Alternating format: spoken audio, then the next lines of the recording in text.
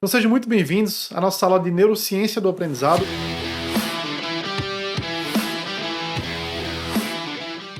Eu me chamo Bira Maciel, eu sou professor de Neurociências e a ideia desse curso é trazer uma visão prática de como a neurociência pode nos ajudar no processo de aprendizado, no ensino aos alunos. Então primeiro eu queria trazer uma situação de quem nunca passou de chegar numa sala de aula, ter vários alunos e você encontrar aquele caos, né? As pessoas completamente dispersas, cada um falando de um jeito, utilizando o celular, e aí você precisa conduzir esse processo de atenção dos alunos para que eles se concentrem no conteúdo que você quer trazer ali. Então nesse curso nós vamos falar um pouquinho sobre a neurociência do aprendizado, diversos circuitos cerebrais ligados à memória, às emoções, à atenção, e também trazer uma visão prática de como utilizar ferramentas a nosso favor para tanto melhorar a nossa dinâmica de ensino, como também para melhorar a capacidade dos estudantes de manter o foco, manter a concentração e melhorar os processos cognitivos. Então esse curso será dividido em alguns módulos. A nossa primeira aula ela terá o objetivo de falar sobre o processo atencional, o que é que faz uma pessoa se concentrar, manter o foco durante um período de tempo em algum determinado estímulo, especificamente no estímulo de educação, tá? Então só me apresentando, eu sou Bira Maciel, eu trabalho com neurociência aplicada já há alguns anos e eu venho trabalhando em tornar a neurociência mais acessível, mais viável, fora dos laboratórios, para que isso realmente impacte a população de uma forma direta, tá? Eu sou também diretor de inovação da Neurobots. Nós somos uma startup de neurotecnologia que tem esse foco de tornar as técnicas mais acessíveis e impactar o máximo de pessoas possíveis, tá, gente?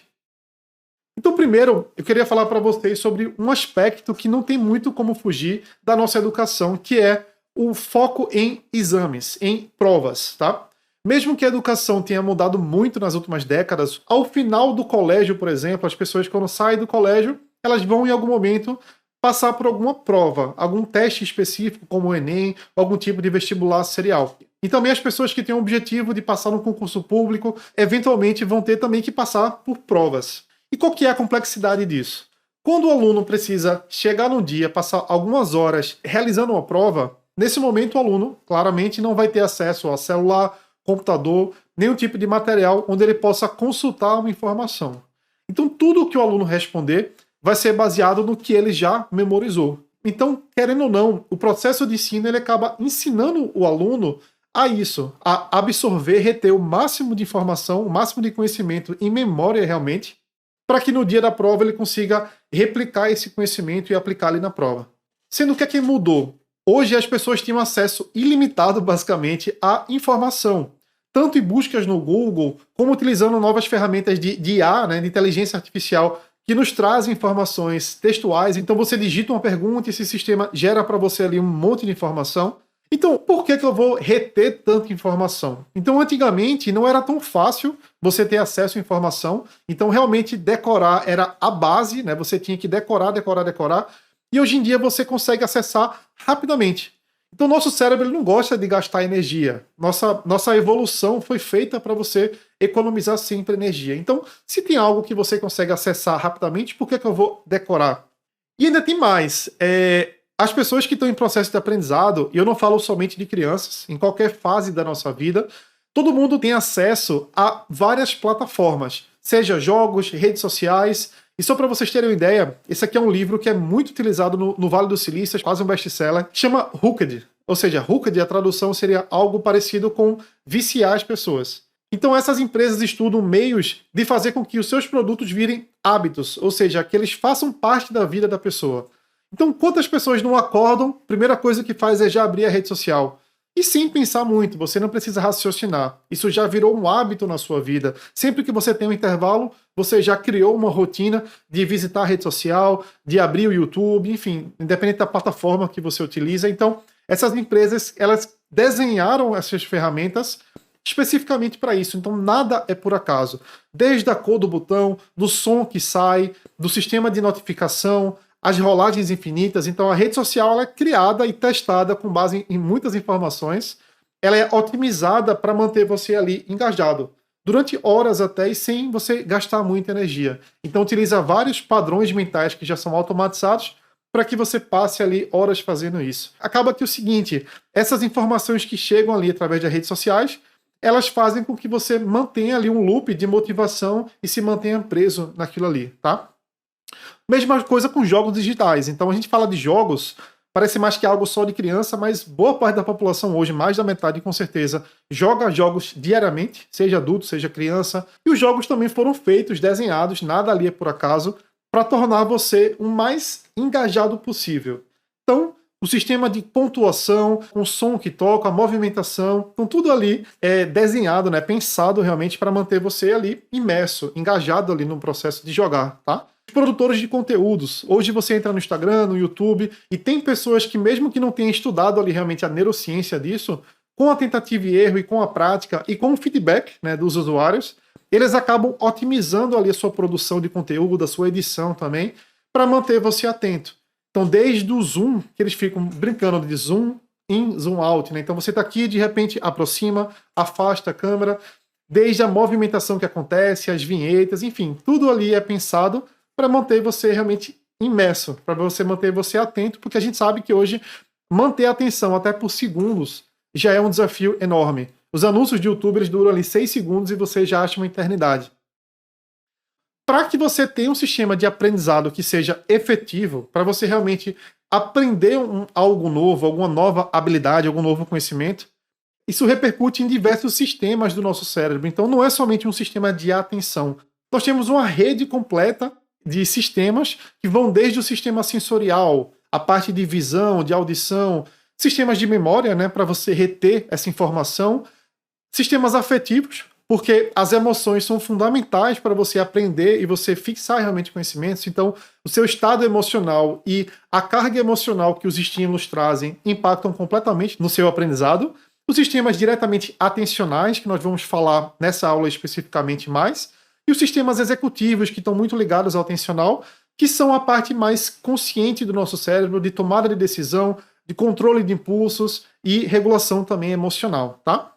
Então, quando a gente fala de atenção, existem várias definições, mas eu gosto dessa definição que é você manter a sua consciência direcionada, né? Você concentrar a sua consciência em algum fenômeno, em algum tipo de estímulo, na exclusão de outros estímulos. Ou seja, é você prestar atenção a uma coisa só, em detrimento de você focar em outros estímulos que estão ali ao redor.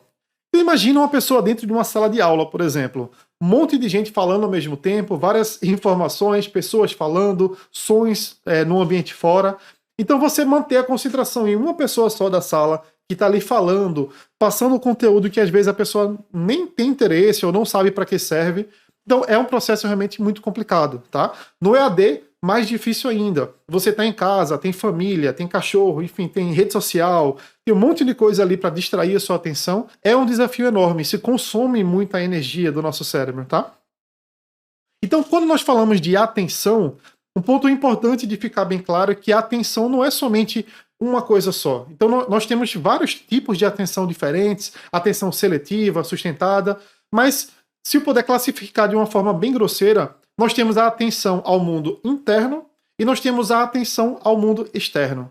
Então, o que acontece? Durante o dia inteiro da nossa vida, nós ficamos flutuando entre prestar atenção ao ambiente e prestar atenção a seus próprios pensamentos, tá? Sempre que você fecha os olhos, por exemplo, basicamente você pensa, se eu fechei os olhos, a minha mente ela vai se acalmar. Mas é aí que a sua mente realmente ativa, que é a chamada rede de modo comum, tá? Então, quando você internaliza o seu pensamento, você começa a pensar de forma normalmente mais inconsciente, você não verbaliza tanto, então não é comum você pensar, hoje eu vou à academia, não é basicamente assim que você pensa. Você pensa muito em imagens, de forma um pouco mais não verbal. Então, nosso pensamento interno, mais inconsciente, ele utiliza regiões mais profundas do nosso cérebro, que são regiões mais automáticas e que consomem menos energia. Já quando você está atento ao mundo externo, você está atento ao som, à visão, a algo que alguém está falando para você, isso já puxa muito mais do nosso sistema consciente, ou seja, do nosso córtex cerebral. O córtex, que é a camada mais superficial, é a área mais desenvolvida no ser humano, né? Ela foi mais desenvolvida e com o passar da idade, isso vai se desenvolvendo mais, né? Uma criança pequena ela tem isso muito pouco desenvolvido e com o passar dos anos isso vai realmente fortalecendo, se o cérebro for bem estimulado, tá? Então, o que acontece? Sempre que você está atento ao mundo externo, então se você agora estiver ouvindo realmente o que eu estou falando aqui, você vai estar utilizando o seu córtex temporal, auditivo. Se você estiver prestando atenção, o córtex occipital, né, a parte da visão aqui atrás. E tudo isso envolve consumo de muita energia. E cansa realmente. Quando você está de noite, depois de um dia inteiro cheio de coisas, corrido, esse é o momento que você está com o córtex mais cansado mesmo, tem pouca energia ali disponível, o sangue não está tão oxigenado, então você naturalmente tende a pensar de forma mais inconsciente.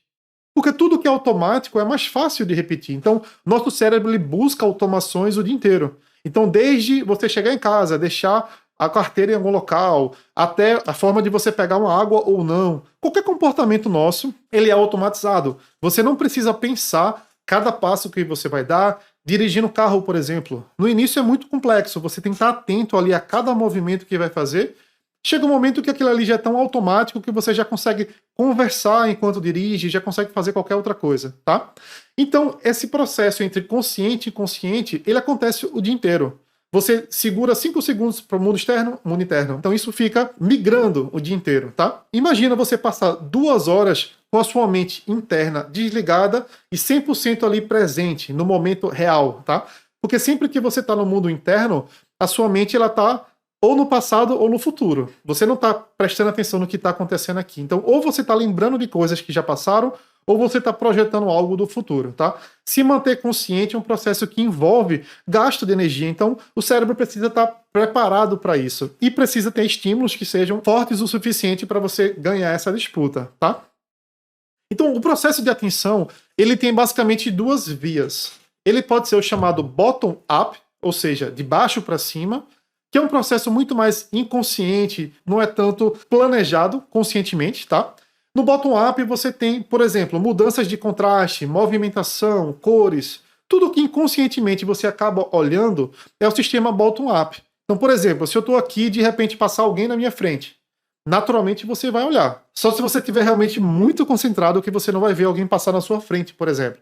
Então isso estimula o sistema bottom-up. Está muito mais para o tálamo, regiões mais internas, ali, mais profundas do cérebro, tá?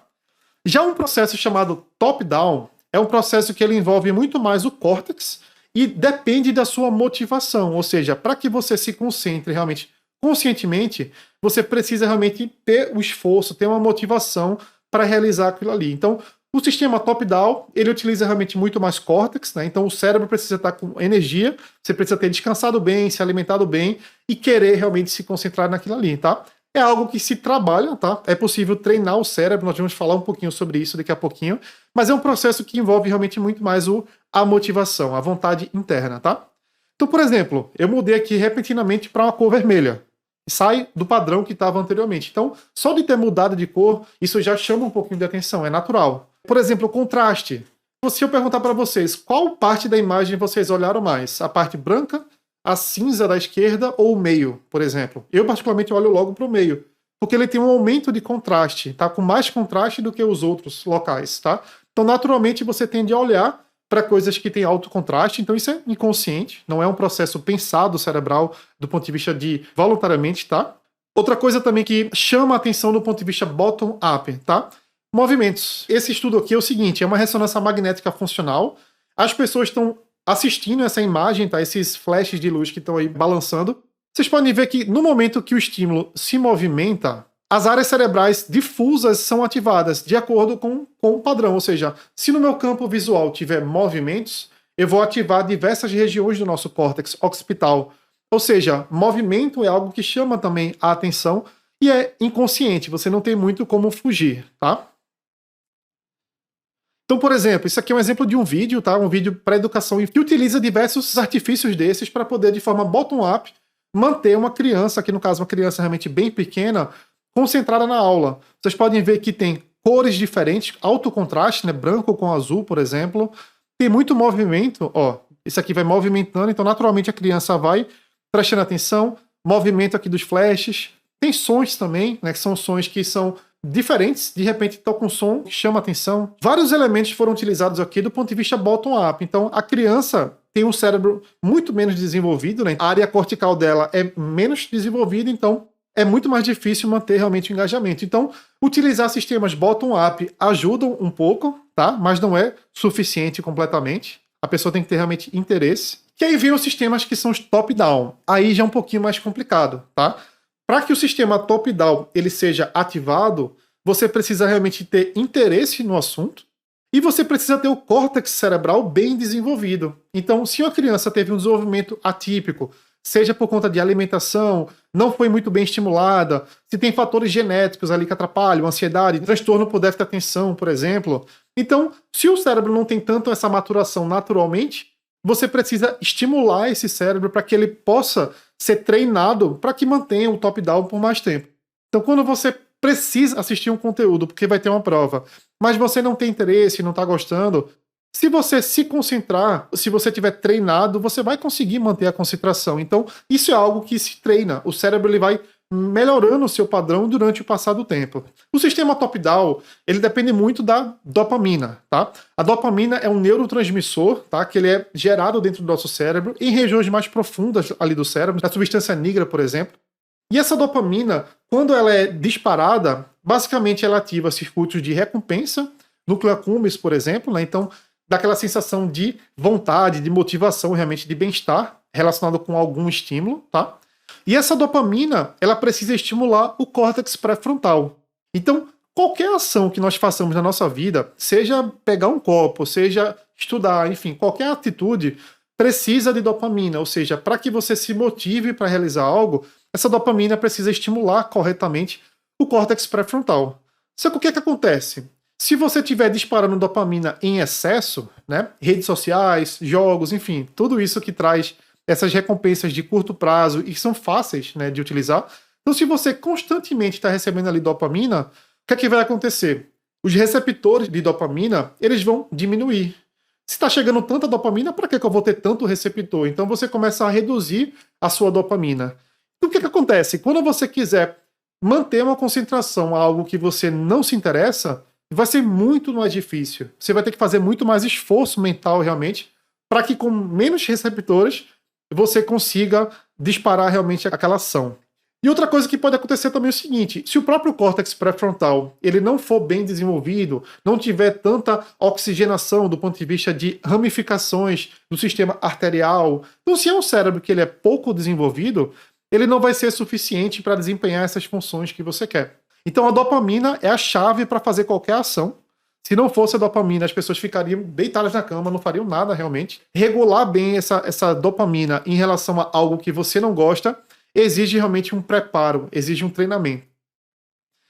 E aí qual que é a consequência, né? Os alunos estão cada vez mais com menor foco, né? Isso quem trabalha no dia a dia com educação percebe. As recompensas estão tão fáceis de utilizar, onde você olha, você consegue receber recompensa, que no momento que você precisa parar para assistir 4 horas de aulas seguidas, é muito difícil você conseguir engajar as pessoas para fazerem isso. E aí a neurociência ela pode nos ajudar em 2 grandes vias, tá?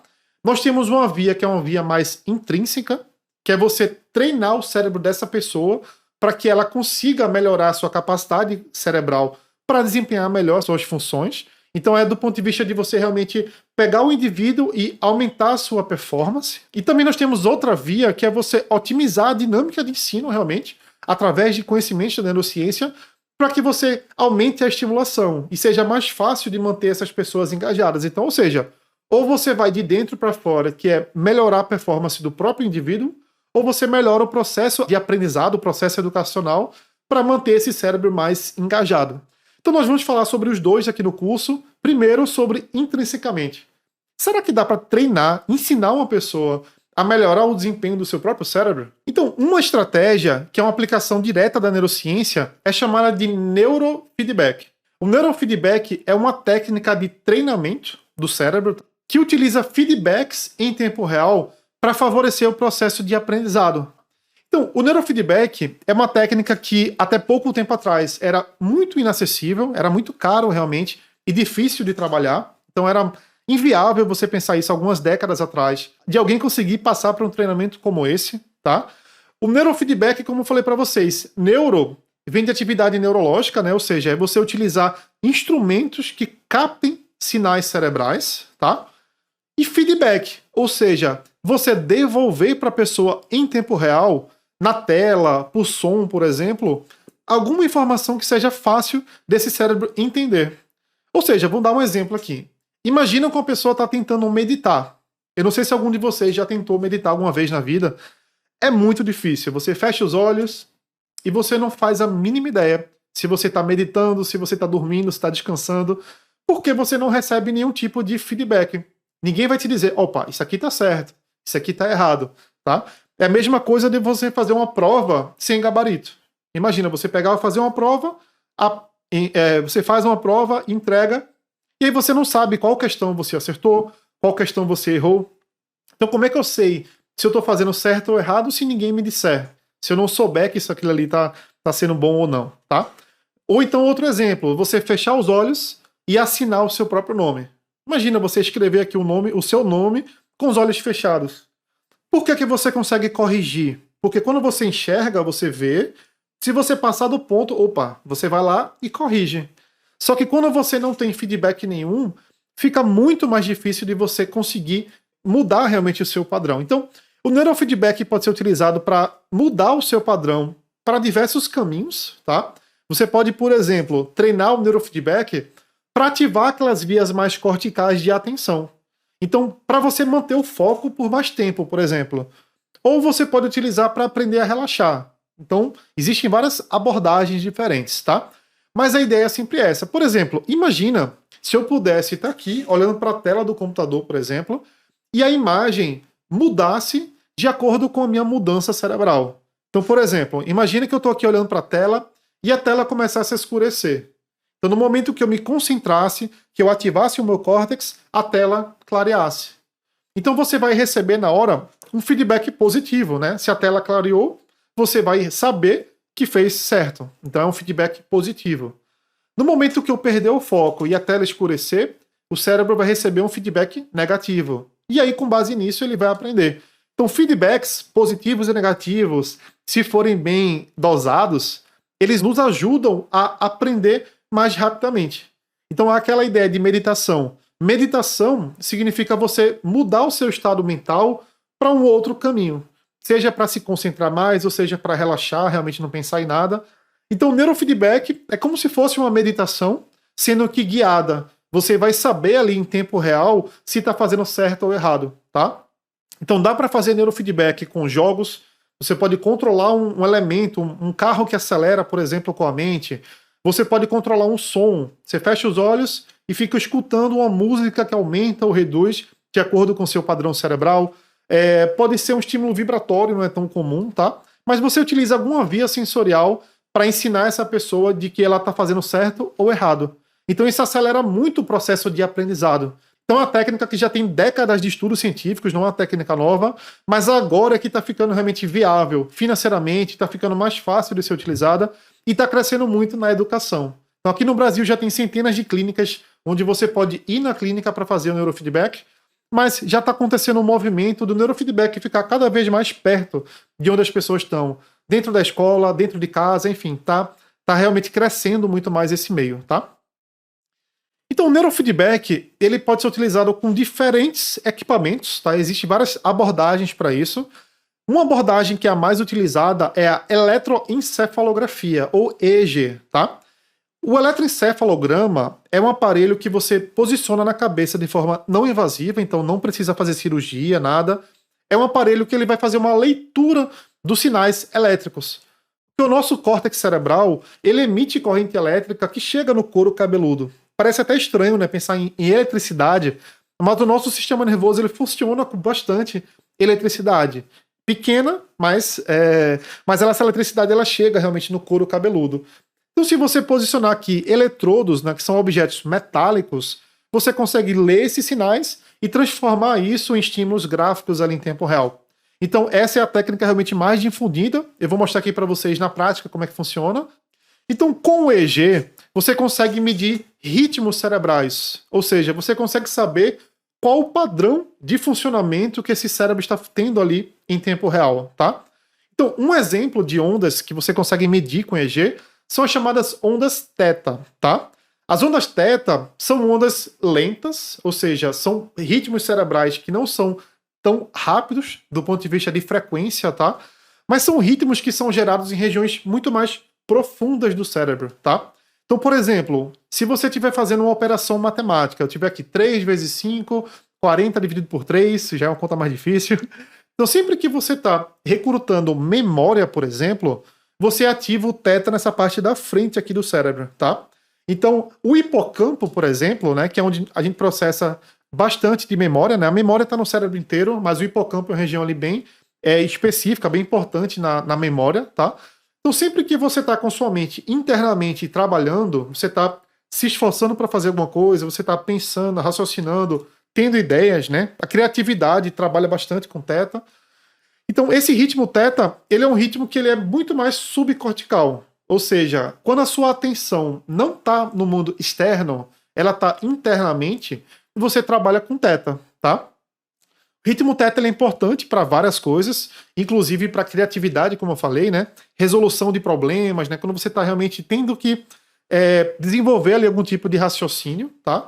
Mas se você tiver com teta em excesso, significa que a sua atenção está muito interna. Então, para prestar atenção a alguém vai ser dificílimo, tá? Então, o ritmo teta ele é importante, mas não sempre. Se você quer melhorar a sua capacidade de manter a concentração ao mundo externo, você precisa controlar, aprender a controlar o ritmo teta. Já o ritmo alfa é um ritmo muito mais ligado ao repouso, ao descanso realmente da mente. Então, se você quiser descansar, reduzir o seu padrão, aprender a dormir melhor, por exemplo. Então, estresse, por exemplo, né? Pessoas que são muito ansiosas. Entrar em alfa é difícil, né? Algumas pessoas têm facilidade, mas muita gente tem dificuldade. É um ritmo, realmente um ritmo de repouso, de descanso. Então, você pode aprender também a entrar em alfa com mais facilidade, tá? E nós temos o ritmo beta, que aí sim já é um ritmo bem mais cortical, consome mais energia realmente, né? Consome mais glicose mesmo. E é um ritmo onde você utiliza quando você está realmente atento, você está no momento presente. Porque envolve muito temporal, audição, visão, tomada de decisão, tá? Então, ritmo beta, ele é importante, tá? Não em excesso, né? Nada em excesso é bom, mas tem momentos do dia que você vai fazer uma apresentação, conversar com alguém, realizar uma prova, estudar, né? Ler um livro, por exemplo, você precisa conseguir se manter em beta por mais tempo. E como eu falei para vocês, não é fácil. É um processo que você tem que treinar. Então, se você pratica, se você tem uma estimulação correta, você vai conseguir se manter ali em beta por mais tempo, tá? Outra abordagem também, ao invés de utilizar o EEG, é utilizar o hematoencefalograma. Então, esse H, ele vem de hemato, de sangue, tá? Então, o HEG, né, como ele é conhecido, esse aparelho, na verdade é um NIS, tá? É um aparelho que ele mede, é muito semelhante a um relógio, tá? Não tem aqueles relógios que tem medição de batimento cardíaco, né?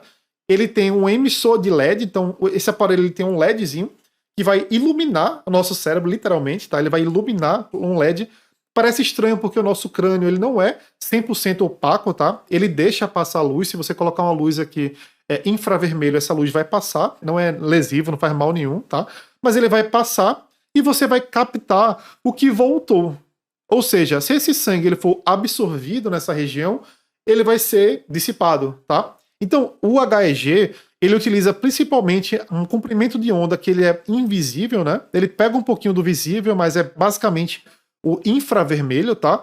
Que é semelhante àquelas câmeras de infravermelho, né? Noturnas, por exemplo. E o princípio é esse. Basicamente, você vai estimular com a luz. Essa luz ela vai passar do crânio, das meninges, vai chegar no córtex.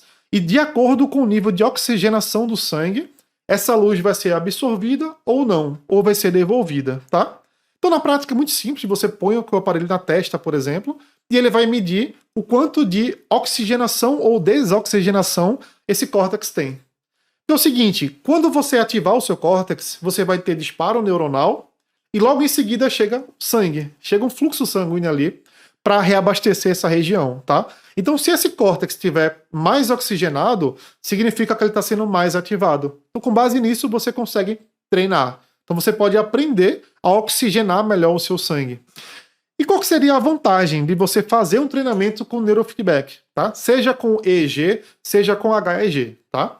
Essas duas técnicas diferentes, elas medem atividade cortical. Então se você tiver com eletrodos nessa parte aqui frontal, você vai poder medir o quanto de córtex essa pessoa está conseguindo ativar. o que é que acontece? Tem uma teoria chamada de hipofrontalidade, tá? Que isso não é somente para um tipo de doença, para várias doenças diferentes, depressão, ansiedade, déficit de atenção, enfim, uma série de patologias cerebrais. Cada vez mais os estudos estão avançando para uma direção de que o córtex pré-frontal ele está sendo pouco ativado. Ou seja, se a sua parte racional ela não está sendo bem ativada, não está chegando sangue o suficiente, não está tendo disparo neuronal suficiente, o que é que vai acontecer? A sua região interna vai ganhar. Ou seja, as regiões profundas que estão ligadas mais à parte inconsciente, mais de emoção, tudo que é mais automático, que às vezes é bom, mas nem sempre é bom, vai ganhar. Ou seja, no momento que você chegar de noite e você quiser comer bem, se alimentar bem, você vai pedir iFood, vai pedir uma pizza, porque você já está cansado, você não tem mais sangue. É engraçado que de manhã ninguém pede iFood de manhã, você não pede um hambúrguer pela manhã. Mas de noite, quando você já está cansado, o seu córtex já está tão sobrecarregado que você deixa as automações ganharem. E aí você não vai para academia, você não vai fazer coisas que você sabe que precisa, mas você não vai ter energia suficiente. Então, turbinar o nosso córtex pré-frontal é algo que ajuda. Então, se você tiver com seu córtex pré-frontal com mais ramificações sanguíneas, porque quando você pratica, você vai criando realmente mais caminhos para o sangue chegar. Tem angiogênese, que é a formação realmente de vasos colaterais. Ou seja, se o seu córtex cerebral estiver bem treinado, você vai conseguir racionalizar melhor as suas decisões. E aí, quais são as vantagens, por exemplo, de você fazer um treino de neurofeedback? Você vai melhorar o controle de impulsos, tá? Porque os impulsos são coisas mais inconscientes. Então você toma uma decisão, muitas vezes sem nem saber por que você está fazendo isso. Então o córtex pré-frontal, ele tem essa capacidade de filtrar. Opa, será que esse comportamento ele é adequado? Será que isso me traz realmente um ganho, né, para a minha vida? Então, inibir impulsos é importantíssimo, principalmente no aprendizado, né? Você está lá lendo, e aí você precisa ler mais algumas páginas, por exemplo. Ah, tô cansado, não vou ler mais isso aqui não. E aí você fecha o livro, desliga a videoaula, tá? Então, controlar impulsos é algo importantíssimo para você manter ali o seu ritmo, né? Mesmo que você não queira, mas você sabe que precisa fazer, tá? Controle de concentração, né? Aquilo que nós já falamos bastante, você manter a concentração em algo só é difícil. Se você tem vários estímulos ao redor, você precisa gastar realmente energia, né? Então o cérebro tem que estar bem preparado para isso, tá? Regulação emocional, tá? Porque muitas vezes você vai tomar uma ação, você vai gritar com alguém, você vai perder a cabeça, porque você não está racionalizando bem. Então o inconsciente vai ganhar do consciente, digamos assim. Então você ter o córtex cerebral bem desenvolvido, você vai conseguir racionalizar mais e tomar uma decisão muito mais racional do que emocional, tá? Organização e planejamento, né, que é fundamental você conseguir realmente ter noção do tempo, quanto tempo leva para terminar uma atividade.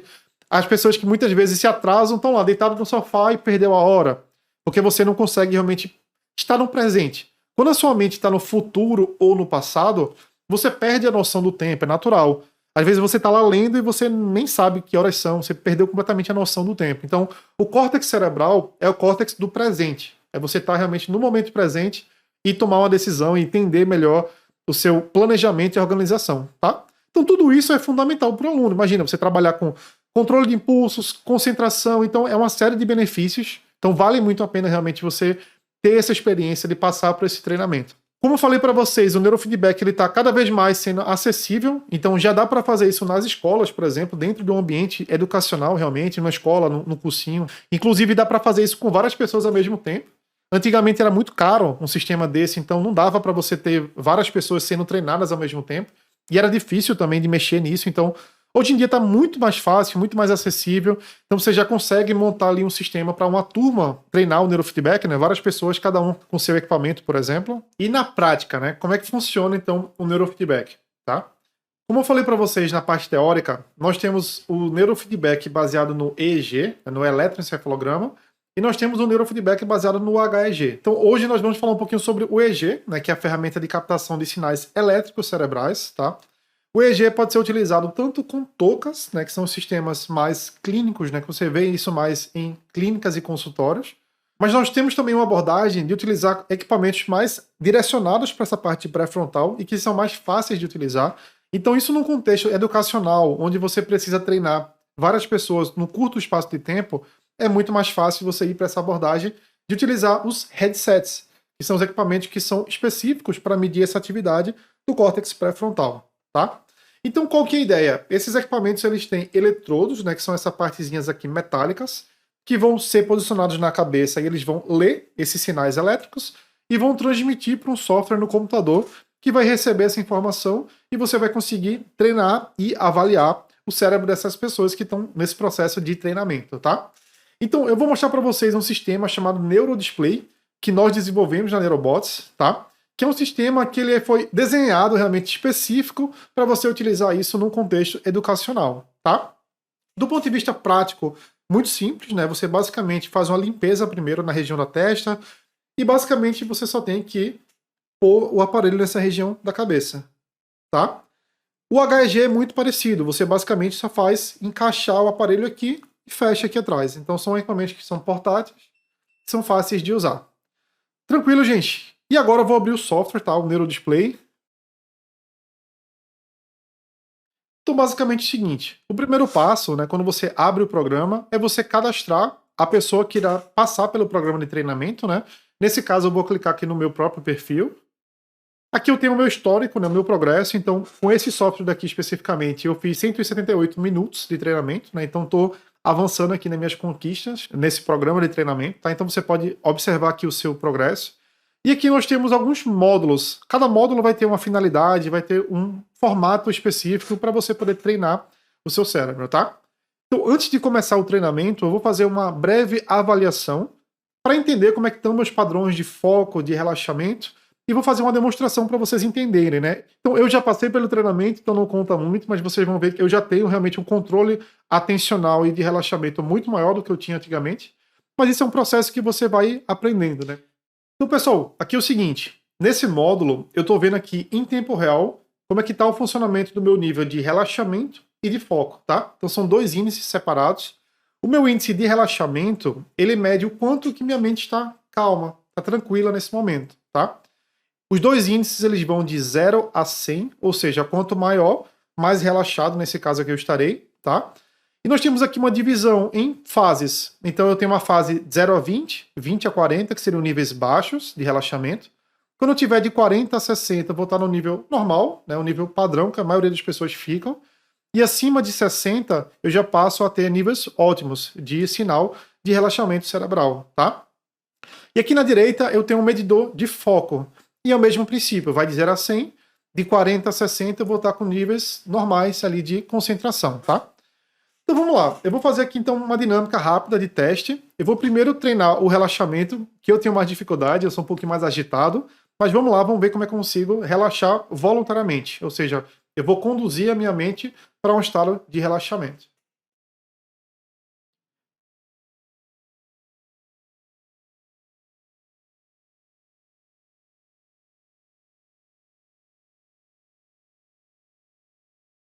Tranquilo, gente? Então, primeiro, demonstração de relaxamento. E agora, vamos ver um pouquinho do foco, tá? No foco, eu vou conduzir a minha mente, né, a minha atenção para a tela, então eu vou me concentrar na tela, tentar reduzir um pouquinho o nível de pensamento, tá? Como falei para vocês, eu já treinei, então eu sou suspeito para fazer isso aqui. Não é tão fácil de primeira, mas com o tempo, né, com o passar do treinamento, vai ficando cada vez mais natural e mais fácil de fazer isso, tá? Então vamos lá, vou me concentrar aqui na tela.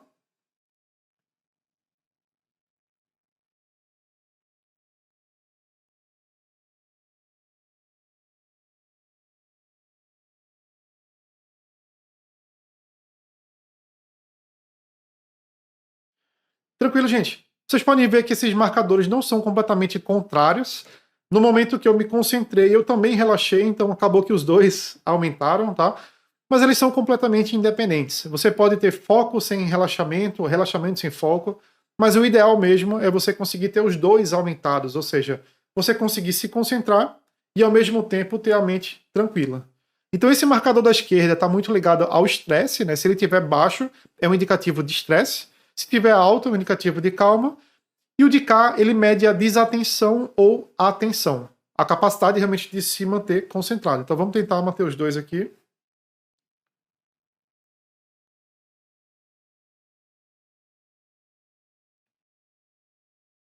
Olha aí, é difícil, não é fácil não. Beleza, gente. Então primeiro você faz uma avaliação entende como é que a pessoa tá, qual é a característica que está mais difícil de ser controlada, e aí você pode avançar para um tipo de treinamento. Então, o Neurodisplay, ele tem basicamente algumas modalidades de treinamento. Ele pode ser tanto visual, através de filmes, né, de vídeos, como pode também ser auditivo, tá? Então, seguinte, eu vou colocar aqui o módulo que ele já tem um catálogo de vídeos selecionados para trazer informação sobre como melhorar a sua performance, né, seu desempenho cerebral, mas você pode fazer isso com qualquer vídeo seu, você pode assistir vídeo aula, você pode assistir séries, enfim, qualquer tipo de material que você queira no computador. Aqui nós temos as categorias, né, de vídeos, você pode escolher o tipo de categoria que você quer. Vamos ver, por exemplo, inteligência emocional.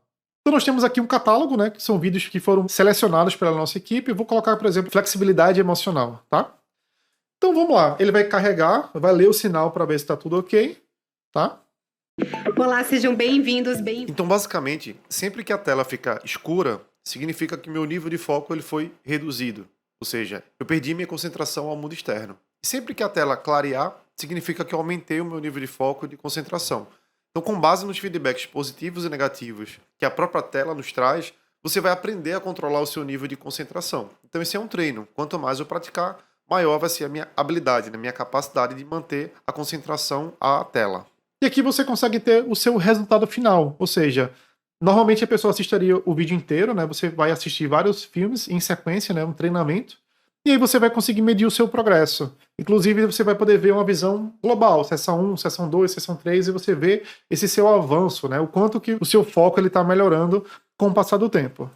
Tranquilo, gente? Então, isso aqui seria uma modalidade de treino visual, tá? Como eu falei para vocês, isso aqui é um módulo que já tem vídeos pré-determinados, mas você pode utilizar qualquer material, inclusive tem como personalizar com materiais da sua própria instituição, né? Nós temos um programa de parceria onde nós podemos criar programas determinados, né, personalizados para cada instituição. Tranquilo, gente? Então vocês podem ver que na prática já está muito mais fácil de fazer o neurofeedback hoje em dia. Antigamente eram equipamentos mais caros, mais complexos, então basicamente com esses headsets você consegue fazer treinamentos já no contexto de educação, então dá para utilizar isso mais facilmente dentro de uma escola, e assim você vai conseguir realmente fazer aquilo que nós falamos na aula teórica, que é internamente você ensinar as pessoas a melhorar a sua capacidade de concentração e de foco. Tranquilo, gente? Então espero que vocês tenham gostado dessa primeira aula introdutória, né? Nós falamos um pouquinho mais da parte de foco e como que eu consigo internamente treinar o cérebro das pessoas para melhorar a capacidade de concentração. E na sequência no curso nós vamos falar um pouquinho sobre como que a neurociência pode nos ajudar a entender melhor diferentes dinâmicas de ensino e como utilizar essas ferramentas para avaliação, ou seja, para medir a qualidade do processo de aprendizado dos alunos. Tranquilo, gente? Então, muito obrigado e até a próxima.